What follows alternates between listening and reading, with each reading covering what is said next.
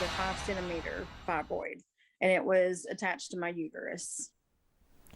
You may not have heard of a fibroid before. It's a benign tumor attached to the uterus, and they're actually very common.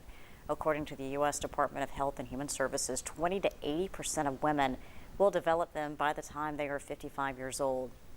Reporter Jacinta Render spoke to one woman who says her fibroid diagnosis turned into a hysterectomy.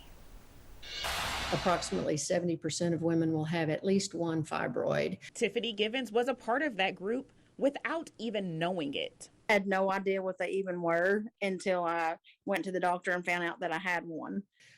They're actually benign, smooth muscle tumors of the uterus. Dr. Stephanie Cross, gynecology professor at the University of Tennessee, says although these tumors aren't cancerous, they can bring on severe symptoms. I had had a lot of issues the past year, just with, my monthlies and just with a lot of pain and stuff that comes with it. And Givens says the pain went on for a few months, and one day she ended up in the hospital. Drove myself to the hospital, and my doctor did a ultrasound, and that's when he found out that I had the tumor. Because the fibroid tumor was one of the bigger ones at 5 centimeters, Givens says a hysterectomy was the best option.